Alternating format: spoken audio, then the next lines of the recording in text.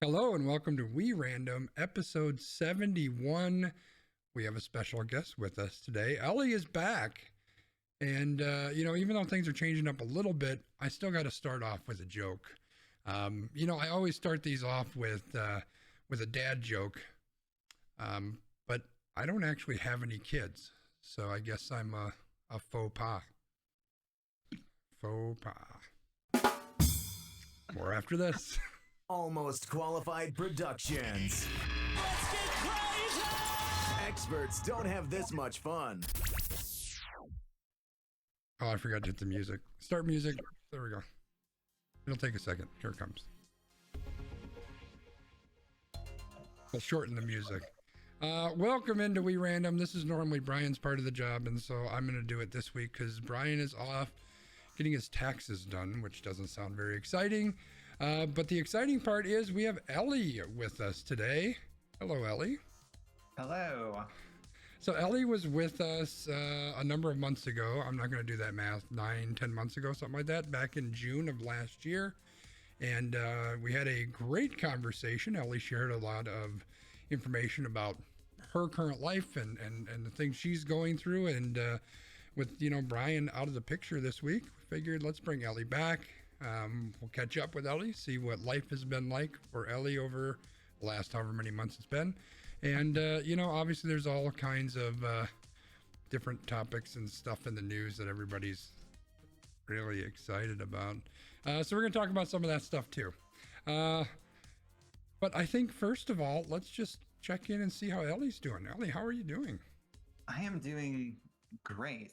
It has been, 9 months. Oh my God.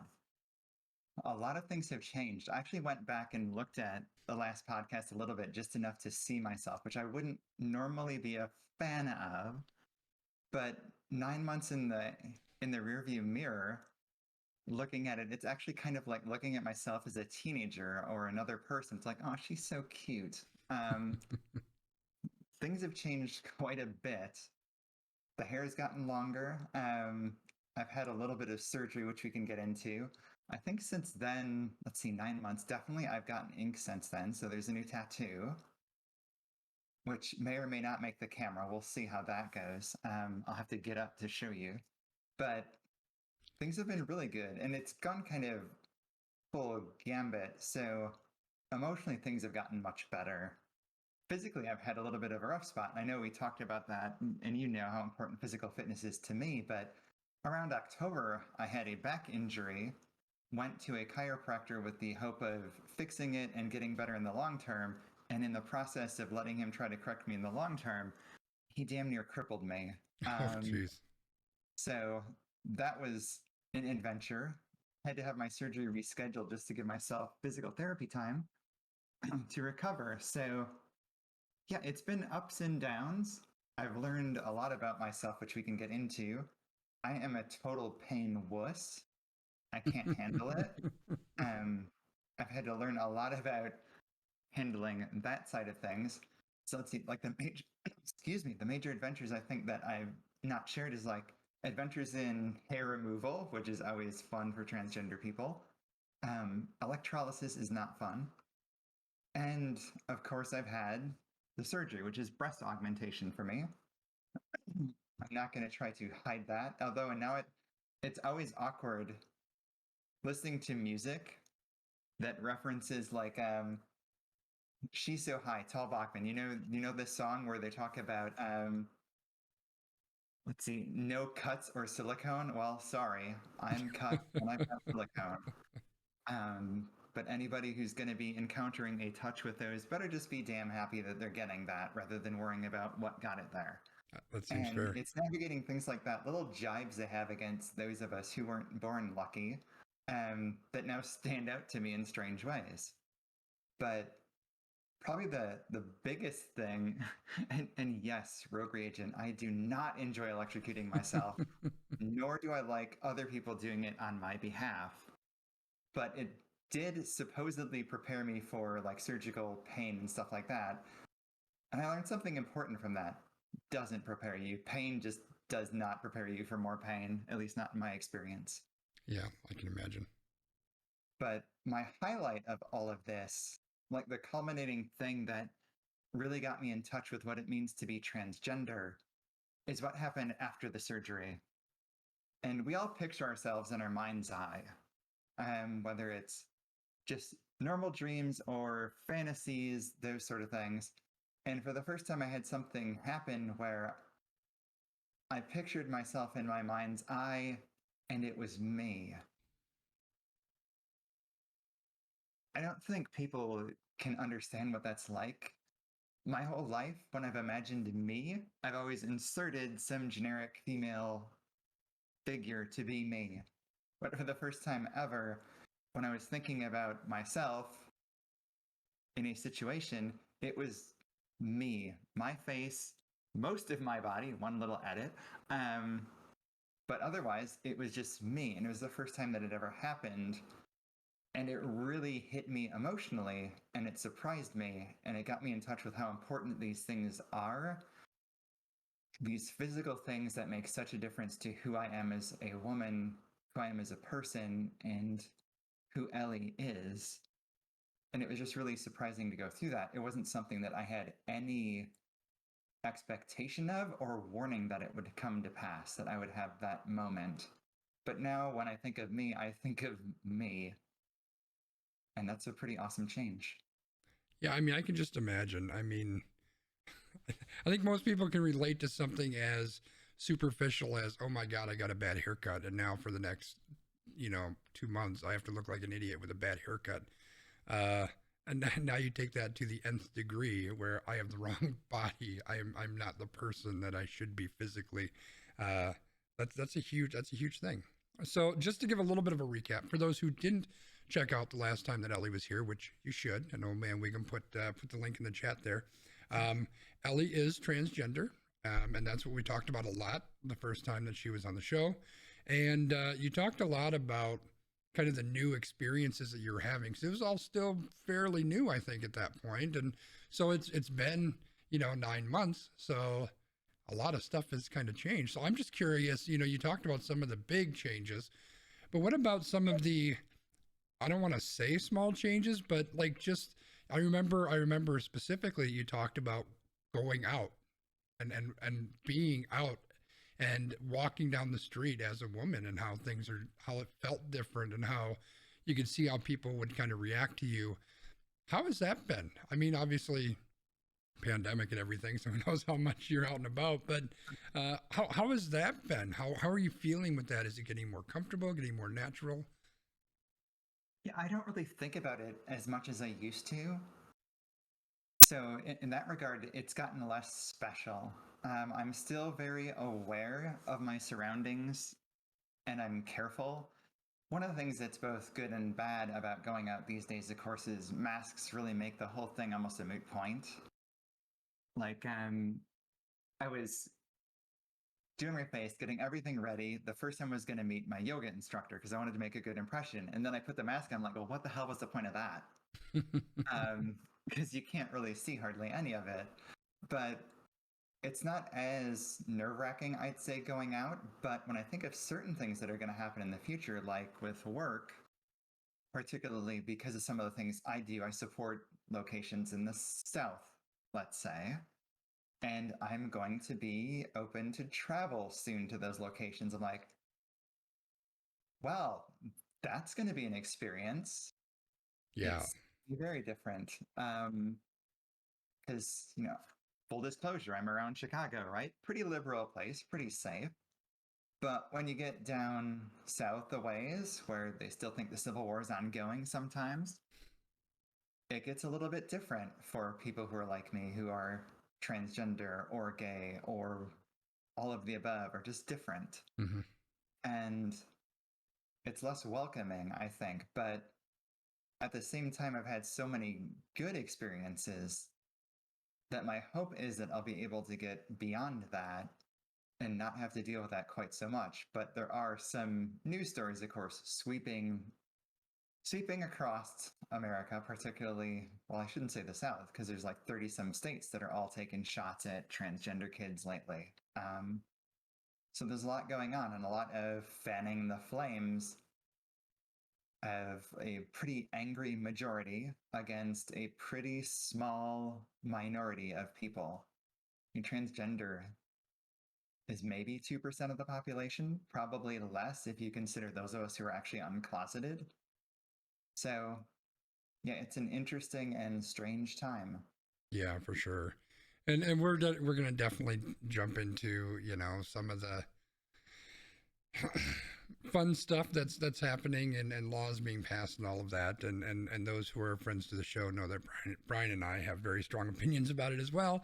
And I'm sure Ellie does as well, and has definitely a very different point of view than what we do. Before we get to that, though, you mentioned work, and so I'm kind of curious because when we spoke last, again, it was really early in your journey. Now, I full disclosure, I know that you're working remote because we work together, but like how has that been? Has there been any kind of a change? How's that process been going? No change really. It's all pretty easy. Being remote really makes it simple to have those days where I just don't feel like being on camera. Mm-hmm. And that's a wonderful thing. And knowing that we'll never, well, I shouldn't say never, who knows what the future will be, but at least for the foreseeable future, we're not going to be in every day, Mm-hmm. means that, you know, when I have a day that I just don't want to do all of this, I can say the hell with it. And I can just hide behind a no camera day because so many of my coworkers are never on camera, which I think is a little strange, but I prefer to be on camera from time to time. Oh, you're never on, huh? Well, pretty rare. Like nobody wants to see me. I want to see you. Well, But so, yeah, it's been pretty easy in that regard. I don't have to deal with a lot of misgendering or things like that. That's much more common in person, unfortunately. And I think it's still going to be an issue, even though I have breasts now, which are wonderful, but it doesn't make me bulletproof against that. sure, sure. So, and you had mentioned because we had talked recently about your surgery, and you mentioned that, you know, the work part of that, things would be much more obvious if we were there in person. Yeah. So, do you have any thoughts about if and when you're? I mean, at some point you'll be in the office, right? Even if it's just for a meeting at some point. Have you thought about that at all? Are you like walking through that in your mind, or is it just kind of a, you know, I'll take it as it comes kind of thing? Oh, first I have a request. My pronouns are she and her, so thank you for asking. And you know, I was gonna hold something up. I wonder if I've got it handy here. Everything is kind of a mess, but whenever I get to in-person life, I bought this on Etsy, where it's got the she and her on it, and it's in a font that I love. It has to do with Shira, which I can get into. There's a reason that I like Shira, and it's not because it's just a just a cute cartoon. Um, but to get back to the point, no, I actually am looking forward to getting back in person and being ready to go and dressed and to let people see where I'm at, just because I'm proud of where I'm at. As you should be. It's been effort, it's been pain, it's been being very careful about things like diet because I've been denied the ability to work out like hell, like I used to since October. So that's driving me crazy and putting me in a point where I really have to be careful about managing my moods because, quite frankly, exercise was such a wonderful crutch of supporting my emotions. Well, that crutch is gone. So, at least for now, I'm going to have to just deal with it like a lot of people who are sedentary, which has been a struggle, but I'm getting through. Yeah. Um, I don't know that I have another question. Is there anything, I guess, let's just talk about the surgery. So that's a big part of the transition that you're going through. Um, I guess I'm going to kind of leave it open ended. Like how was that process? How did things go? How are you now? Because I think it was rather recent, right? So where are you at on that whole process? So, God, I'm trying to remember in June, did I even have my first appointment with a surgeon yet? I don't think so. I don't think you did. I think you were talking about it coming up. So I can take some of the hilarious parts of that. So breast surgeons are an interesting lot. And I picked mine just by looking at reviews, getting referrals, that sort of thing. I don't know if I'm supposed to share surgeon names on here, so I'll just leave that out for now, but it was a wonderful experience. The only criticism my surgeon had is he doesn't have good bedside manner. He doesn't take a lot of time with you. But quite frankly, I don't care. Does he do a good job? That's what I care about. Are they going to come out like I want them to come out? So it's the weirdest doctor's appointment you'll ever have because you go in there, you're sitting down, and they got the stupid little paper top on you. Like, I care. This guy's going to see my boobs in the end. Anyway, he's going to make my boobs in the end. And ultimately, it just culminates. So, what are you looking to do? What do you want them to look like?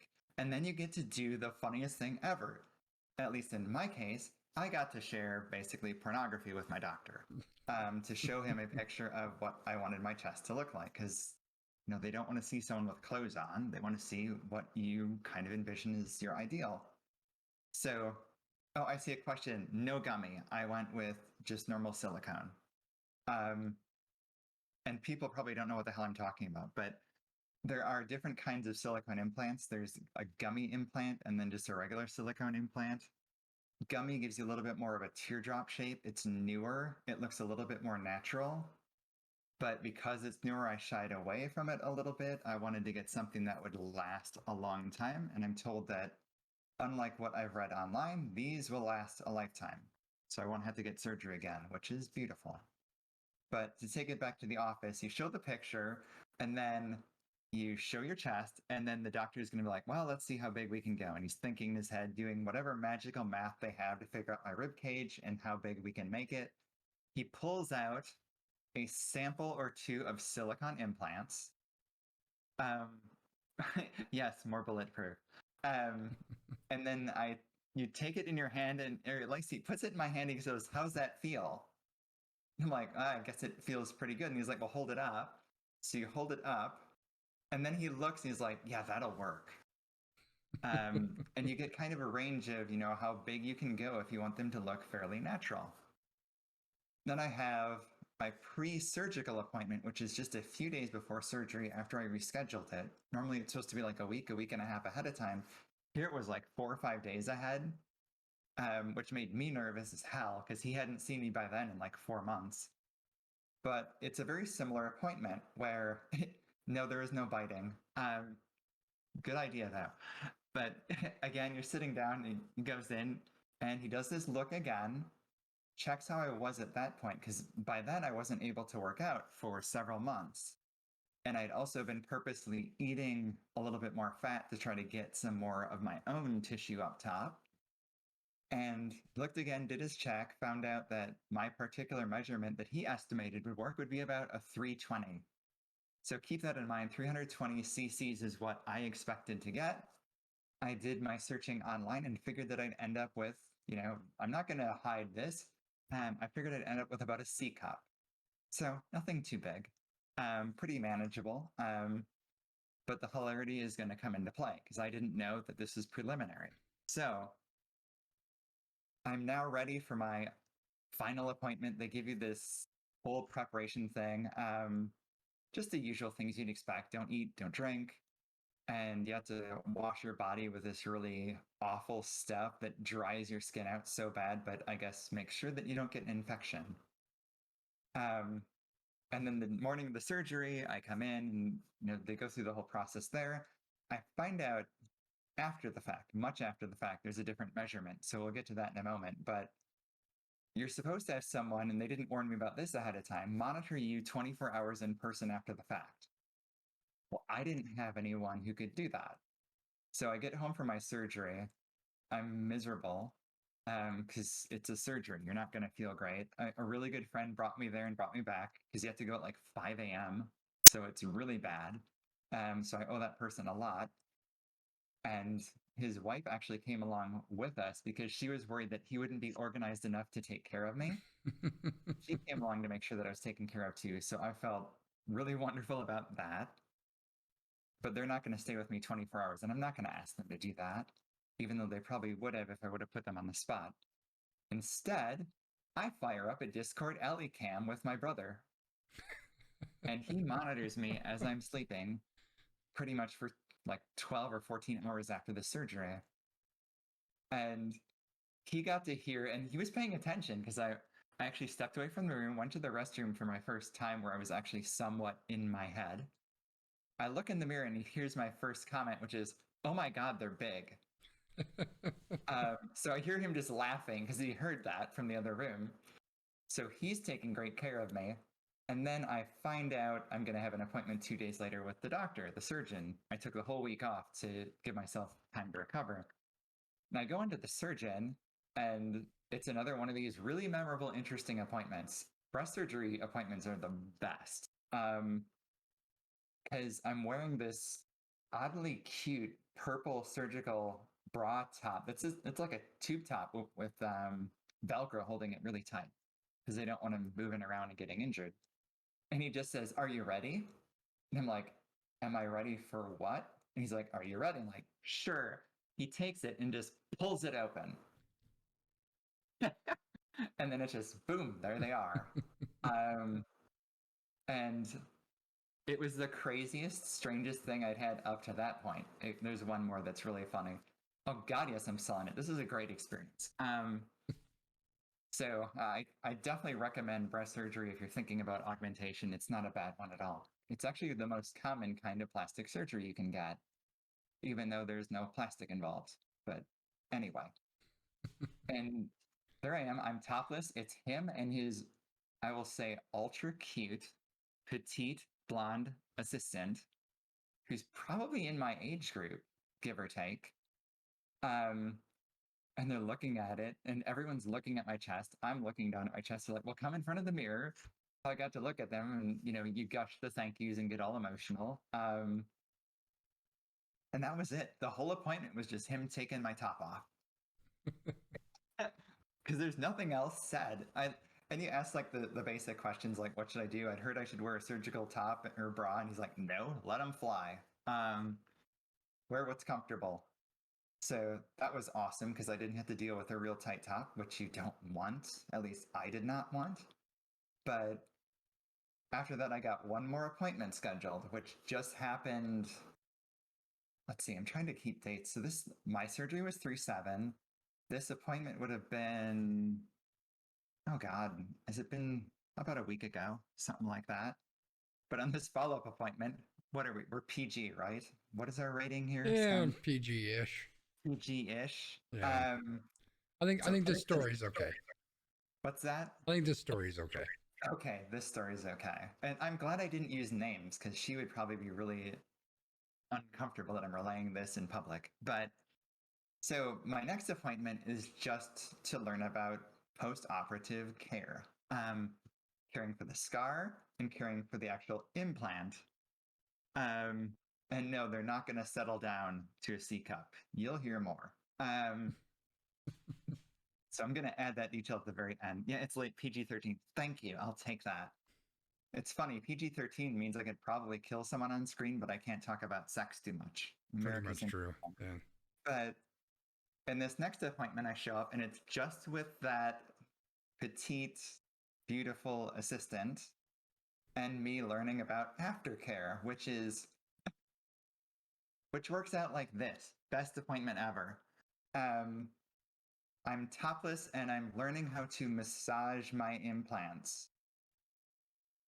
So basically, imagine, first of all, those of you who didn't see the previous episode, I'm attracted to women physically very much. I have some attractions to men, but very much attracted to women physically. So I've got this beautiful woman showing me how to massage myself by, doing it and telling me I'm beautiful. So my boobs are getting grabbed by a really pretty girl saying how beautiful I am. That is one hell of an appointment. So that was the best part of it. Now, to get back to the size, one thing I didn't know is that when they're in the middle of the operation, they actually figure out what your size is really going to be because they're in there and they can see what'll fit. So my 320s are not in there. What I ended up with is 385s, which works out to be, on my current measurements, rib cage and top, I either get into a 34 triple D or 34F, depending on how you measure it, or a 36 double D. A lot bigger than the C cups I expected. It's a little bit bigger, yeah. So, I don't know, can we do this? See if I don't know what this looks like on the camera. You can kind of tell. Yeah. So it's a lot bigger than expected, and I'm not objecting to that at all. Because I heard a lot of women who go through it then have regrets later that they didn't go as big as they could. Well, I'm pretty much as big as I could be and still look somewhat natural, but I'm very happy with how I look, and I can, wear things that I never could wear before. And thank you for the compliment. But yeah, it's been a heck of a journey, and I asked them, are they going to settle much? I guess there's a term, settle and fluff. And I was told that there'll be a little bit of settling, but it is not going to get much smaller. So, you are what you are. And I'm pretty damn happy with that. But that's been the journey. The pain is mostly gone. I am a big baby on pain, but I'm also very anti-hydrocodone. So I minimized it. I was warned by the anesthesiologist that I am a total lightweight, apparently. He barely had to do anything to knock me out. So I don't know if I should admit that publicly, but that wasn't the best thing to say, I guess. But, that's just how it is. So I was taking half doses of hydrocodone just to maintain myself, but I kept being stupid and making myself go through pain when I should have just been dosing it and getting through it. But I'm happy to say that I do not have to worry about taking those pills anymore. And here we are. I have boobs. So very happy about all of that. That's super awesome. And I'm glad it was such a positive experience for you too, which is awesome. I'm just a stupid guy, so of course I have to make the comment that I would like that last appointment without having to go through all the rest. If there's a way that I could just fast track to that appointment, I'm okay with doing that part. I don't need the rest of that. They probably have that in Vegas, but for significantly more money. I may have had that appointment in Vegas. Anyway, moving on. So, is there anything additionally you want to kind of touch for? Otherwise, we're gonna move on and cover a couple news topics. That's kind of what we do here, and the fun stuff. Maybe not fun stuff. I'm trying to think. Last time I was here, since then I'd been to a musical, which was a wonderful experience too. I got hit on for the first time. Nice. That was pre-boobs. So yeah, someone actually wanted my Facebook, which I didn't want to give out anyway, because no. Plus I don't really do Facebook. So it's just like, I thanked him for his attention. Because he said really nice things, said I was very attractive. And of course I was going to a musical, so I was decked out. Sure. But yeah, that's one other highlight that I got to go through. I went to see the musical Wicked, which I love. And has always meant a lot to me. And for trans people in general, I think it makes a lot of sense that it stands out for us about a girl who looks different, doesn't think she can ever find love. Yeah, it just hits home. Give them your MySpace oh my account. God. Yeah. I'll never forget the young girls in my retail store who once told me that MySpace is for creepers. I mean, you could argue every social media is kind of for that. Pretty much. Yeah, pretty much. All right. Well, why don't we talk about a couple of the news stuff? Again, this is stuff that Brian and I have talked about before, but love to get your thoughts on it as well. Obviously, you have a very, very different perspective and point of view on all of this, right? So you kind of mentioned it as you were going through your spiel earlier that this isn't a really happy and welcoming time. Not that there ever has been, I don't think, for all sorts of people along the LGBTQ scale, right? But specifically for trans people, especially when we're talking about Texas and the stuff that they've got going on there. So just a really, really quick update. I'm guessing that anybody that watches the show, all 9 billion of you that watch the show, you're probably well aware, but Texas passed this legislation that it's specifically directed at trying to stop people from being trans. I guess I don't. It's just bigotry. That's all it is, right? Bigotry and hatred, and um, they allow people to report anybody, and if you're in a medical profession, you are obligated to report if anybody is getting any kind of trans therapy or medication or any kind of medical help, any of that type of thing. They can report parents, they can report doctors, they can get money out of this, which is ridiculous.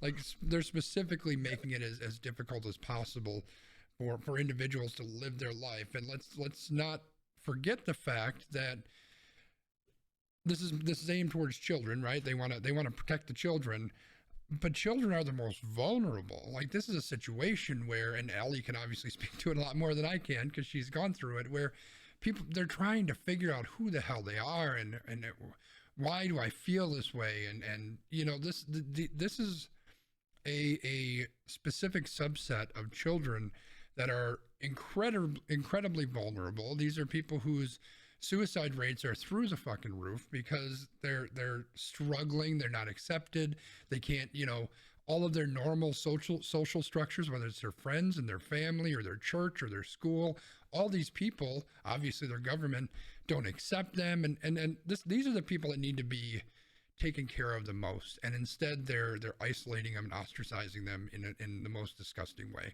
So maybe that wasn't a super quick summary of what's going on there, but yeah, it's just complete garbage. So again, I've spoken about this at length because it's something I'm incredibly passionate about, but we've got Ellie here, so I'm very curious at kind of your angle. I mean, I'm sure you're not very excited about it, but kind of what's your angle on this and your point of view? Yeah, so this is specifically in regards to Texas's ban on transgender care for minors, which includes things that are generally considered reversible, like puberty blockers and things like that. Now, like so many of these kind of devious attempts to marginalize and hurt us, in particular transgender people, there's a little kernel of truth in some of what is said. So I didn't realize this until I looked into it a little bit, but there's actually an interesting and potentially negative consequence in blocking puberty to a transgender girl who wants to sexually transition and be able to experience sex the way you would if you had actually gone through puberty. And apparently this is a thing where preventing your body from going through puberty can make it harder for them to do things like the bottom surgery, shall we say, the vaginoplasty, etc., to get you the same results that you would if you'd actually gone through puberty. Now, that is the little kernel of truth. But ultimately, what they're doing is they're just blocking everyone from even having the right to make that decision and take these kind of risks into account.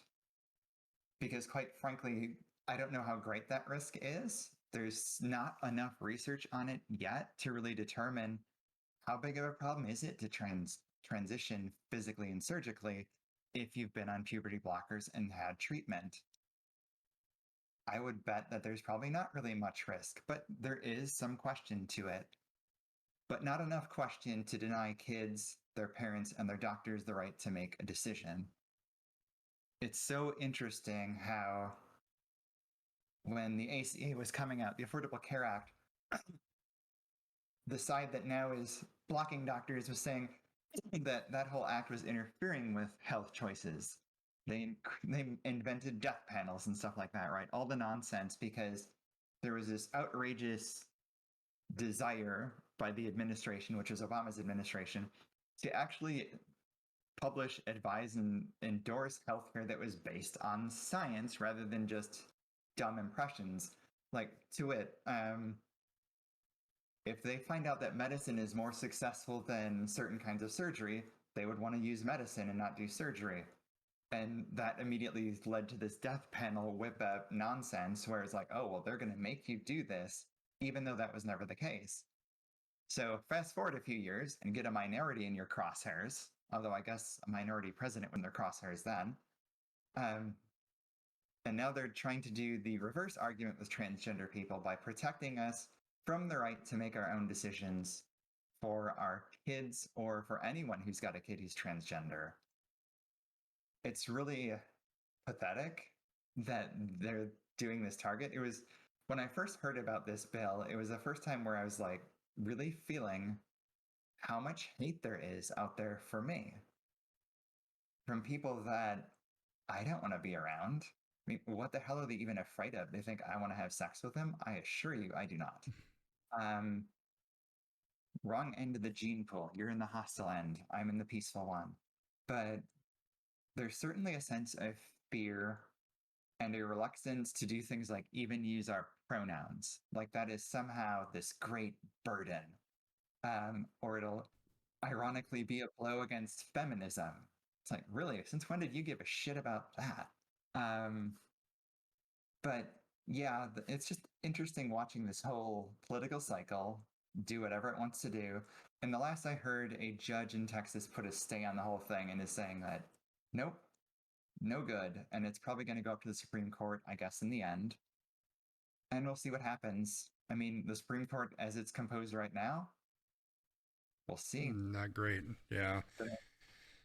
And I don't have to legislate, they can just get the Supreme Court in place instead. Yeah. And you know, and I'm going to repeat something I've said previously, but like, this is just 100% hatred and bigotry. That's all it is. And this can extend to race as well, right? Like we've got the Senate confirmation that's going on right now, and the GOP put out a tweet, like just absolute straight up racism. That's all it is. It's just bigotry and hate, and that's all they do. But you know, in they started off, well, no, I can't even say started off, but you know, maybe a year ago, all you heard about was critical race theory, right? And parents have to have a say. You have to trust the parents. The parents know what's best. You got to let the parents have control. They have to be able to say what they can do. And then Texas comes around and says, you can't trust the parents. You can't let them do that. The parents are going to do stuff that we don't want them to do. And then Florida says, well, we can one up you. You can't, you got to trust the parents. They got to have a say in what you say in school, and you can't say this. And like, make up your goddamn mind. Like, all it is nothing but pure bigotry and pure hatred, and they will slime around left and right and up and down and do wherever they need to do, and they'll lie out one side of their mouth, and it's just they will say whatever they can say to continue to push their hatred agenda, and that's what just blows my goddamn mind. It's just nothing but hatred, and it's ridiculous. That's kind of where I'm at. And we are the weakest minority in the block now, so yeah, take your shots. I mean, they're taking shots at everybody, right? Like anybody that they can, and it's ridiculous. And I kind of brought up Florida, so that's another one. It's not specifically trans related, but you can't say gay in Florida anymore. It's outlawed. You also can't talk about gender identity there, so you know they got us in the periphery. Yeah, so Florida says you can't say gay in schools because parents don't want you to say gay or something. I don't know exactly what their issue is with that word. Apparently, if you say that word, then your head explodes. So they're trying to save the kids. I can kind of understand that. We don't want heads exploding in schools. What are your thoughts on Florida? I'm just gonna throw it up in the air, and where are you at on that? Why is it these beautiful places are so messed up? Seriously. I've been to Florida. It is gorgeous. I mean, it's kind of southern Alabama. I'm gonna be honest. I mean, I'm saying something about Alabama, and everybody kind of knows where I'm going. It's kind of just southern Alabama. Like, I'm just saying, I drove to Florida once, and you can't tell when you're in Florida until you hit water, and then you're like, oh wait, I'm not in Alabama anymore. Just throwing that out there. I only go to the Florida part of like Tampa, and I went down to, oh God, I forget what it's called. But where the seashells are, there's this isle that's known for seashells. My brother drove me down there. But it's a beautiful place. The weather's amazing. And I don't know. It's just something about attacking who you can attack down there. But yeah, it's an interesting dance that happens in certain parts of the country to go after those of us who are most vulnerable. And we're a pretty easy minority to hit. We don't have much power. And you can already tell that the dialogue is positioning itself to try to have feminists attack transgender females and also to get lesbians to go against transgender females as well, which is something that started way back in the 70s, where it got so bad that some radical lesbians actually killed some transgender girls. Hmm. So, I mean, everyone can do violence, I guess, but Yeah. those things happen. And when I think about this particular Florida bill, I'm kind of hoping it works, that they pass it and that they get it in. Because if you know any kids, the number one way to get them to do anything, Tell them not to do it. they can't do it. Well, to that end, and I don't have the article up right now, but I sent it to you in Discord. Let me see if I can't look at Discord on my computer because then your face I will just disappear. remembered it's Sanibel Island that I went to. Sanibel Island. So there was a post. Somebody asked Oscar Isaac, who is the guy from the new Star Wars movies. He's also starring in the new TV show. What is it, Moon Knight or something? Moon Knight, which is a Disney property. They asked him to address the fact that Disney employees are protesting this "Don't Say Gay" bill, and his comment was, "quote I guess my comment would be," and he starts singing, "gay, gay, gay, gay, gay, gay, gay, gay, gay, gay, gay, gay." And then he goes on to say, "This is absolutely ridiculous," et cetera, et cetera, et cetera.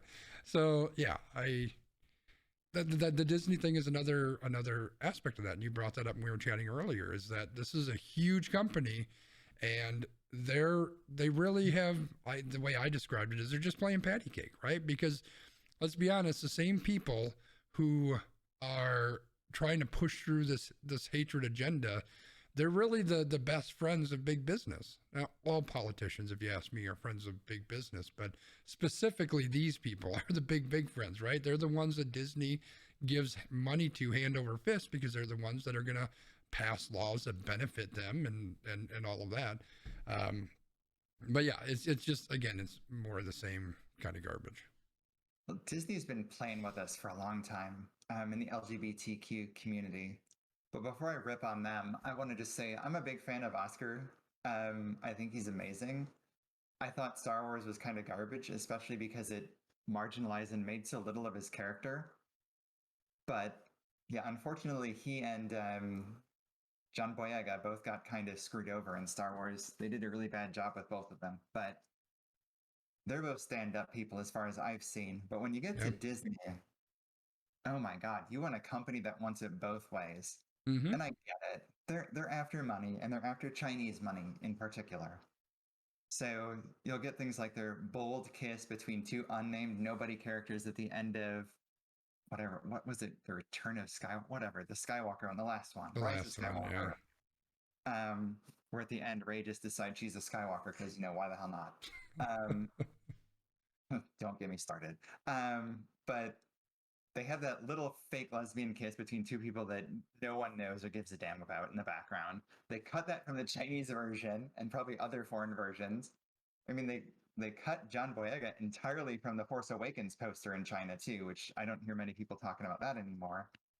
And they've been totally messing with the lesbian community over Elsa and Frozen. They keep just hinting that she's going to be gay. But who knows? There's still hope of Frozen 3 getting out there, but come on. You really think they're going to do that with a main character? Give up the entire Chinese market by having a gay relationship between two girls, two lesbians? We're hoping too much. Disney's way too safe, and they don't care that much about us. So don't get your hopes up, folks. I don't see Disney doing anything except being mildly disapproving of this, which is about the level that they went with their correction. Their CEO had to march out and do a little bit of very minor repairs. But when you look at the protests were puny. They're very small. The Disney employee count who actually protested was, I think, less than 100 Wow. out of a pool of 16,000 people. And yes, a lot of them work remote, but that's a pretty small group. So not a lot of oomph to that one. Maybe next time they'll try to hit it on a weekend Right. and see how that Right. goes. Yeah. But yeah, I mean, ultimately, I also think of like the failed Netflix wrath against Chappelle and Yeah. his siding with TERFs against transgender girls, and his strange illusion that he seems to think that all transgender women are white. And the fact is that the most vulnerable among us are transgender girls who happen to be Black or Hispanic. They have a much more difficult time because those communities are even less accepting and even more likely to get violent about it. Sure. So it's really sad to see someone like Chappelle, who he gets into race and those issues quite frequently, to have such a, I guess, clumsy and ignorant approach where I can point at that and really think that he probably got some Black and Latino girls beat up, hopefully not killed. Hmm. But I'd imagine what he said, siding with TERFs, those are trans exclusionary radical feminists. They are very terrifying to transgender females because they want to knock us out of their gender. And in my experience, they'll do pretty much whatever it takes to get there. Radical doesn't mean gentle. Yeah. And that's who he sided with. And, you know, there's a big like thing in Netflix where people are protesting and everyone's like, oh, they're trying to cancel Chappelle. You think we're going to cancel anyone? Transgender people? How? We're way too small. Well, I have an issue with the word cancel to begin with, but I also don't know that I would turn to Dave Chappelle for any kind of intelligent thought on anything. And Fair enough. speaking of people who I would not go to with intelligent thoughts, let's go back to Florida to Mr. Oh Ron God. DeSantis, who he has decided that Leah Thomas, who became the first known transgender athlete to win a Division I national championship, he has decided to declare in the state of Florida that Leah Thomas did not win that race. And in fact, the champion of the race is the lady who finished second. Keep in mind that Leah Thomas goes to Penn, the University of Penn, Pennsylvania. The competition was in Atlanta. The other people she was competing from were from Stanford and the University of Texas. Did you hear me say Florida once? Anybody? It has nothing to do with fucking Florida. It's just Ron DeSantis being a jackass like he always is, trying to stick his nose into things that places it doesn't belong. But the story that we're going to talk about is Leah Thomas becoming the first known transgender athlete to win Division I national championship. She won a swimming race, 500 meters, maybe, I think. Yeah, 500-yard freestyle. And obviously, as I'm sure you're well aware, or can assume, there's a lot of controversy and questions around this. And again, this is another similar topic that Brian and I have spoken about. And I think there's far too many questions around all of this, but I am very curious what your thoughts are on this, Ellie. This is complicated. There is no easy answer here. A few things about Leah. She transitioned after puberty, which I think is a really critical point to bring up. She has been on hormone therapy since age 19, I think. She's obeyed all the rules. She did lose muscle mass, and their finishing time was, I can't remember how much they said, 15 seconds off of her personal best from before transitioning. I'm not certain, but yeah. And 6 seconds off of the record for that event, if I remember right. 9 seconds, it looks like, off the record. Okay, 9. So here's where it gets complicated. I'm going to use myself as an example because I can't speak to her physical abilities. And I'm going to talk about before back injury, but I could probably do most of these things right now.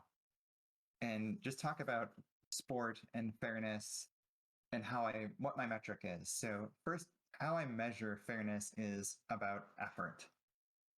So using me as an example, at my age, is a woman in my age group going to be able to put in the same hours per week to get a result or similar that I would?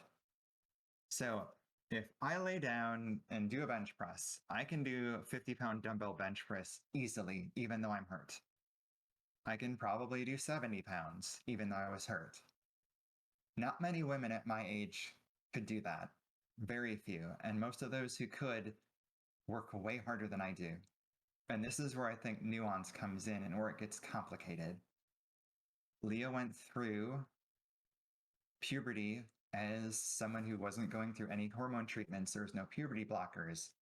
So that means she went through what I call a testosterone puberty, which bulks your muscles up massively and makes you taller, stronger, broader. And it changes your body in a way that's irreversible.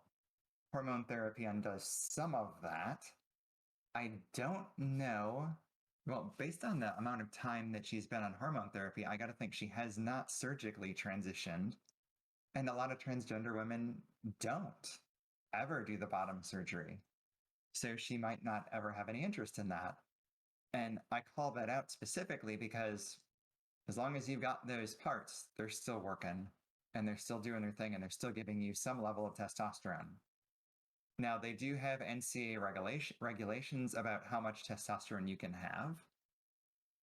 I'm not going to claim that I'm an expert in any of those things, so I will defer to people who are, but I know damn well about my own situation. And I know having worked out before I transitioned gave me a huge advantage where even though I'm now probably almost as far into hormone therapy as Leah is, maybe, and I added the surgical disadvantage, so I wouldn't be as aerodynamic, water dynamic, whatever. Dynamic, whatever, hydrodynamic probably. But ultimately, my message here is that we've got to be careful, and we've got to take it case by case, and I guess have a fundamental question about what are athletics really about? I've heard talks about scholarships and things like that, and that's all important because it's life impacting stuff. But part of me is like, why the hell do you get a scholarship to go to college for playing a child's game? Yeah, I think that's fair. Why? And that's where I get confused, but I can't put that rabbit back in the hat. I can't put that genie back in the bottle. It is what it is. That's how it works in America. Does it make any sense? Hell no. Should it be that way? Probably not. College is a place for people who want to learn something. But quite frankly, on the other hand, that's opened the door to a lot of minorities to get into college who otherwise never would have had the chance. Right. So I can't ignore that either. I can't have my cake and eat it too. And yes, sports definitely bring money. And they don't pay their athletes. That's a whole other topic. And that's why I don't watch college sports. Yeah. I don't watch slave labor. But it's just something where we've really got to think about it more carefully. And I don't think we have. The knee-jerk reaction of a lot of transgender females is, well, just let them compete. And it's easier to say in swimming because, yeah, you'll get a pretty unfair advantage, in my opinion, but you won't beat the hell out of someone or put them in the hospital. But when you get into physical events, even something like, say, soccer, then it's different. Running into my body for a woman would be much different than running into, a cisgender woman's body. So those are all things to think about. And basketball, another pretty physical sport. There's a lot of contact. And God forbid if we get into the more professional violent sports like MMA. Right. And things where now if you get it wrong, you kill someone. Yeah. And it's just something where you have to go case by case and really analyze it. And people don't like that answer because they want things to be cut and dry. Well, I'm sorry, life's not. Yeah, I think that there's multiple different angles to this kind of story, right? And I think a lot of people are using it as Ron fucking DeSantis, which is just to spread my hatred, and that's where a lot of people go. It's easy to do that, right? It's super easy to be, a horrible human being and say that's a man swimming against women and that's not okay, right? That's an easy take. And so that's one side of it. I think the more interesting side of it is how do we make things fair? And let me share a little bit of a story on that. So right now it's pretty much just men and women. Like those are the two groups. And when I played football in middle school, we also had weight classes. There weren't any girls that were playing, but there was weight classes. So my brother, was a big time athlete in growing up, and he was a wrestler as well as football, baseball, and whatever. So I don't remember the exact number, but he cut weight. Like just like a wrestler, he cut 20, 30 pounds so he could sneak into the lightweight football group. And then he gained his weight back up to his normal weight. He's got 30 pounds on everybody. He was literally like Barry Sanders in the field. Nobody could tackle him. He nobody could block him. He was insane, right? And you know, I'm his brother, so I love the hell out of it. But clearly he had an unfair advantage over everybody else because he was a foot taller than some of these kids, you know? And that's kind of what the situation that we deal with. And I don't know what the answer is. I don't know what the science is behind it. You know, you bring up the fact of if did you get on this medication before or after puberty? Maybe that's part of the equation. The NCAA has some sort of rule in there around when you start hormone therapy or when you get is it testosterone blockers, whatever the case is. Like there's a way that we could put some clarifications around this and get out of the man versus woman debate and make it more scientific, and then you know things are even. Now that's not going to stop assholes like Ron DeSantis who are just going to say, oh no, that's still a man racing against women. Like those assholes are always going to be around. That's just life, and unfortunately we can't. I'm not going to say what I wanted to say. We're never going to be able to get rid of all of them. But I think the interesting debate is how do we make it fair? I think everybody wants it to be fair. And right now, as you said, Leah Thomas is following all the rules that she needs to follow and all the rules that she's been given. And if those rules need to be tweaked to make things more fair, I'm all for that. And I would wager, not to put words in her mouth, but I would wager that she would want it to be as fair as possible too. It's right now, it's as fair as it can be because she's following the rules. And I think that's the interesting part, and it'll be very interesting to see how that develops over the coming years. Yeah, it's a gray space. It's something that's going to have to be thought about quite a bit. And it's brought out a lot of people to do the hatred thing. I mean, obviously, good old Ronnie in Florida is making a bid for president. Right. That's why he's saying these things. I almost wonder what those folks really believe, because I doubt they give a damn either way. Yeah. I mean, why does he care? It's not in his family and it's not in his face. But it's certainly a good talking point to try to, fire up the Trump base. Sure. Yep. So, and it works. And I've been surprised at some of the people that I would normally watch on YouTube that I know are fairly conservative, but have always been reasonable. And I don't like to live in an echo chamber or whatever you want to call it. So I like listening to voices that have some conservative ideas to them. But what struck me most is that even though this person was saying, I have nothing against Leah personally, he refused to properly give her pronouns. He kept calling her they and them. It's like, she's not a gender. Those aren't the pronouns she picked.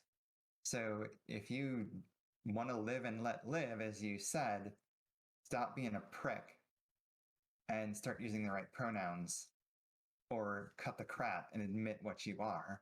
Yep. Yeah, your words will give you away. And yeah. I'm going to leave it there. It's unfortunate. But I still believe in my heart that most of the people, even these like radical fire spewers, if they had the occasion to get to know a person instead of worrying about the transgender side of things, it would change what they believe, what they see, and what they know. Oh, and I see a comment or question brought up. If you didn't know her pronouns, is it best to use they and them? I would say it's best to find out. If you are in a venue like this person who is fully prepared to talk about the topic, he should have been prepared to use the right pronouns. So if I was going to talk about someone right now and I didn't know what their pronouns are, I would pause and find out, because that hurts. And that's an attack. Just plain and simple, that's an attack as far as I'm concerned, because he knew what the pronouns were supposed to be, and it was funny, he'd call Leah her or she and then correct himself to the wrong pronouns. And we just had, what was it, a mixed figure skating duo where someone had the pronouns of they and them. Was it, I forget who it was. Luke to Luke, something. I don't follow I'm the not sure. either because corruption bonanza. But there was an Olympian, I understand, who used they and them pronouns. And I was pretty excited about that because that's a really difficult pronoun to get used to. Mm-hmm. And yeah, that's Old Man Wiggum, you brought up a good point. If you don't know the pronouns at all and you don't want to take the time or can't, use the person's full name, you will never fail. That's the best way to do it too. I would say that's the fallback. If you can't get the pronouns for whatever reason, then use the name. But don't misgender someone like that. That's really offensive. Yeah, absolutely. And it's really not that difficult.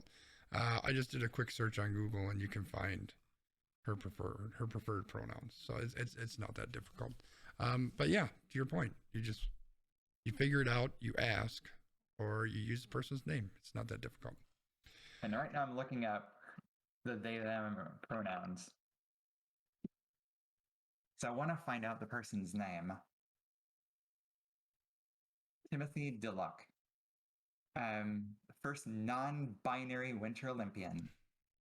There you go. They and them pronouns. So that was pretty exciting to find out that, we have folks who now have to get used to using pronouns they and them. And I've struggled with that myself in a situation where it's like, oh my God, that's hard to get used to. But for me, it's especially hard to get used to because I grew up in a work culture, so to speak, where we were taught never say they and never say them. Because that was usually how you'd blame someone, some other group. Right. So there was no using that. Now it's like, oh crap, that's what I'm supposed to call this person. It makes them feel good. I've got to now unlearn this, and I've worked through it. But I think that's maybe the primary difference between some of us who are okay with this and some of us who are like, nope, the world should never change and it should be exactly like I want it to be. Yeah. I don't want to put that effort forward. And unfortunately, that is what's happening right now with a lot of folks. Yeah. Sad times. But you know what? We can make it better because I've decided that we can, and God damn it, we're going to do it. Anyway, I think it's about time for us to start to wrap things up. So, Ellie, generally what we do on the old We Random here is we take some time to do what we call an extra point, which is where we take a few minutes to just kind of express what's on our mind and where we're at. Do you have something you would like to kind of chat about? Wow. I guess if I go anywhere, I'm going to go somewhere lighter. We've been so darn serious this whole time. But I guess this is serious too. So for folks who don't recognize it or do, you'll notice this back wall is decorated with a bunch of stuff from the show She-Ra, the more recent show. Now, I believe when the last time I was on, I talked about my first dysphoria experience, which is actually buying the 1985 She-Ra toys, going down the dreaded pink aisle when I knew that was only for girls. And it was before I knew anything about what transgender meant. Fast forward all these years, and in actually 2017, if I've got my years right, they released a new She-Ra, and the new She-Ra became controversial because it climaxes, so to speak, with a kiss between two female characters. But the reason it impacted me isn't so much that, although I love that it actually had a good story that led to something like that, but it's about trauma and dealing with abuse, emotional abuse primarily. And watching this kid's show, I guess, I don't know if it's really a kid's show now that I think about it, but watching this show that's primarily for younger people really got me in touch with the different experiences I've had in my life and got me to acknowledge something that was difficult to acknowledge, like being in a relationship where I was physically and emotionally abused. And acknowledging that gave me power over it. It gave me the ability to truly move on. And that's why I've got these things here. And there's one line from it that I loved so much. We'll finish with some fun. I'll share my new ink. But there's a line from it where they say you're more than what you can give to other people. You deserve love too. And that one really hit me strongly because I've always been so focused on what I can give to others, what I can do for others, and really taking the weight of my value from what I do for other people rather than acknowledging that I have value just because I'm a person. And I love that quote so much. I actually got it tattooed on my thigh. So I know everyone's got a heart attack, but I'm going to be somewhat decent here showing this off. But Oh, I just boy. wanted to, you know, if I can get it, God, can I even see it? I will try this. But you can see I got the whole thing right there. But that's what I wanted to share. Just a little bit about me and about that story. And I got to say, if you're thinking about getting ink, I definitely have a place to recommend in the west suburb area. It was the best time I've ever had, laying down, getting tortured for 3 hours at my own will. But they made me laugh so hard, I almost wet myself. So that's my finishing point, is just sometimes you have to acknowledge pain to master it. And right now we're in pretty painful times, not just for LGBTQ plus folks, but a lot of people. There's a lot of sad things going around. And I guess I'll just call out and say, you know, talk to each other, be real, be open, and look beyond it, to get a little bit preachy. But I guess I'm the poster girl for being incredibly open about her experiences, and I encourage people to let that veil down from time to time and just be human with each other, because we all need it. But Nice. I really appreciate this opportunity. So thank you for all putting up with me again. And who knows, maybe there will be another time in the future, and maybe I'll get to be with the whole group again, and instead of just one-on-one, I'm just bothering you. That's true. Such a bother. We'll have to get Brian on here too, and then I'm gonna have to redo my whole setup. But thank you for your words, and thank you for joining us. It's funny that this is going to take the same kind of thing that happens with Brian all the time. Is where you went with your extra point, is kind of mirrors a lot of where I am. Because I also wanted to talk about laying down and getting tortured for 3 hours. No, I'm kidding. It might not be too horrible. We've talked a lot about how horrible a lot of things are in the world today, and the way that there's so much hatred and bigotry and people being outright ugly to people. And we all know that there are a lot more people who are being silent about their hatred and their bigotry than there are people who are being outspoken. Although there's a lot more people being outspoken today than there were, say, 10 years ago.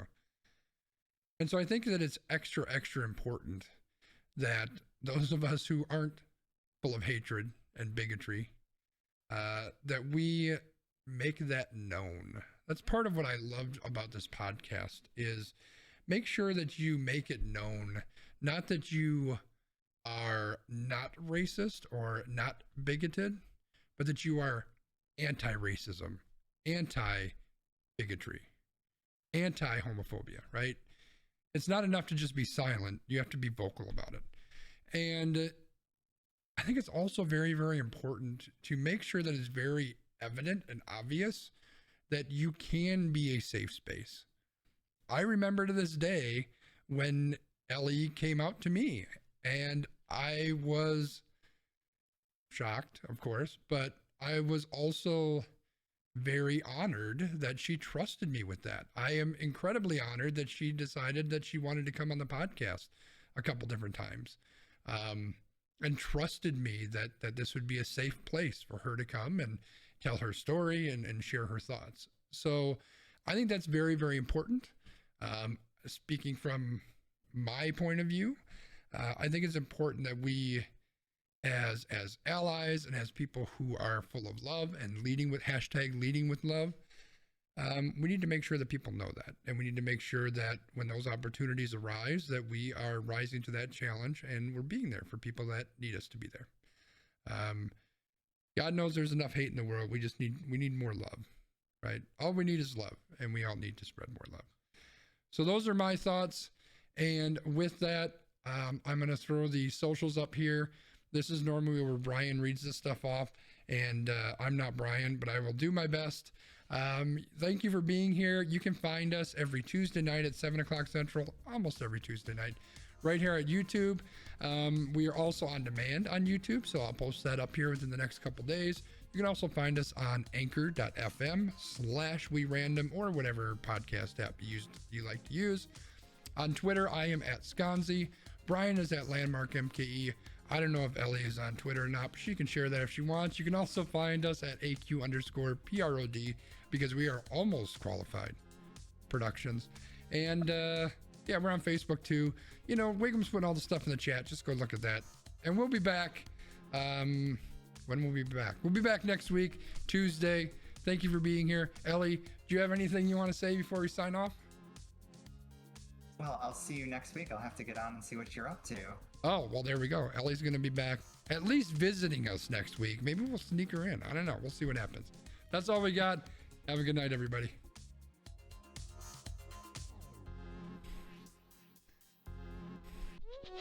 Thank you.